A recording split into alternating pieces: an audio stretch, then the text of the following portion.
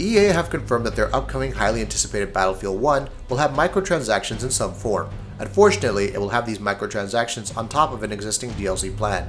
The confirmation comes to us courtesy of EA's earnings call for its financial year 2016-2017 forecast, where CEO Andrew Wilson confirmed the publisher's plans to introduce multiple monetization options in the new game. In Battlefield 1, you'll see both macro monetization like maps and large-scale content, as well as micro monetization opportunities. These will be smaller increments of gameplay. Over time, what you'll see from us is elements of gameplay that allow gamers to engage and expand their experience, much the way people do with FIFA Ultimate Team today. The implication, albeit speculative and unconfirmed, seems to be that these microtransactions will be in the form of battle packs. That said, Wilson was quick to add that they would not be game-breaking and that Battlefield 1 would not degenerate into being a pay-to-win game. We never want to be in a place where there's a belief that we are providing a pay-to-win mechanic inside one of our games. When we think about extra monetization inside an experience, we really think about it in two vectors. One, are we able to provide value to the gamer in terms of extended or enhancing their experience?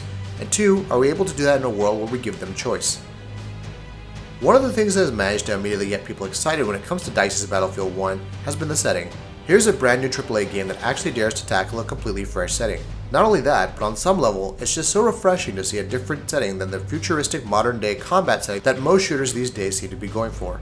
But the setting almost didn't get approved. During an investors meeting, EA Studios Executive Vice President Patrick Sutherland explained how the setting was originally not approved by EA. The thing that Andrew spoke about in regards to the setting and why we decided to go for World War I, it wasn't the most obvious choice. If you look at what other partners in our industry are going, they're going into sci-fi. We had a lot of success with the modern military space, but we felt that there was a need for a change.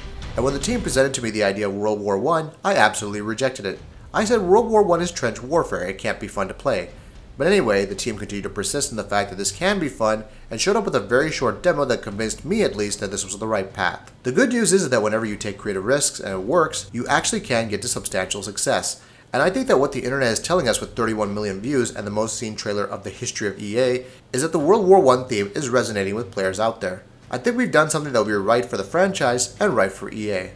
It's good of EA to greenlight something as risky as this, and if the initial reception for the game is any indication so far, then the risk definitely seems to have paid off. One of the interesting trends that is going on in the video game industry these days is that video game publishers are working out special deals with the companies that are making the current generation consoles. When it comes to EA and Battlefield 1, there's been a deal struck which means Microsoft and the Xbox One gets a direct tie-in to the upcoming game.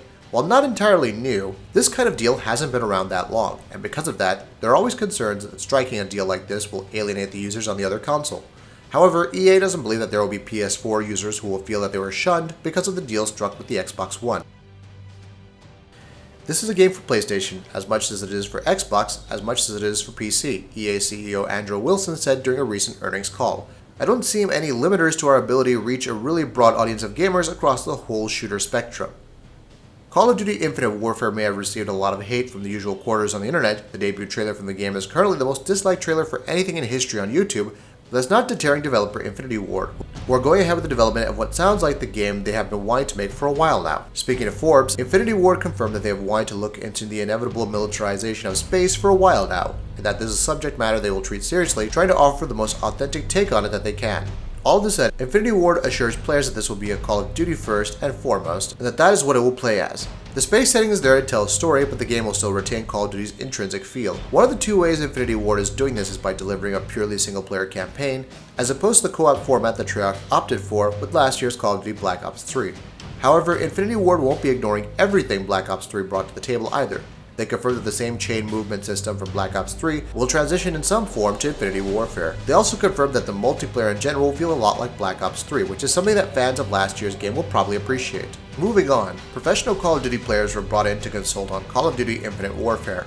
Activision Esports brand development director Jay Puryear told Games Radar that they play at such a high level. They're like, I expected you to spawn here, or if I control the map in such a way you should spawn over here, so they should really help with spawning and tuning or weapons and content. They have an opinion on all of that. Professional players are usually a necessity in situations like this. While Treyarch has a ton of information it can rely on for fine-tuning its maps, Infinity Ward is working from scratch for its multiplayer on Infinite Warfare. These pro players help to point out the overall balance and flow of maps in order to get the feel of the game just right.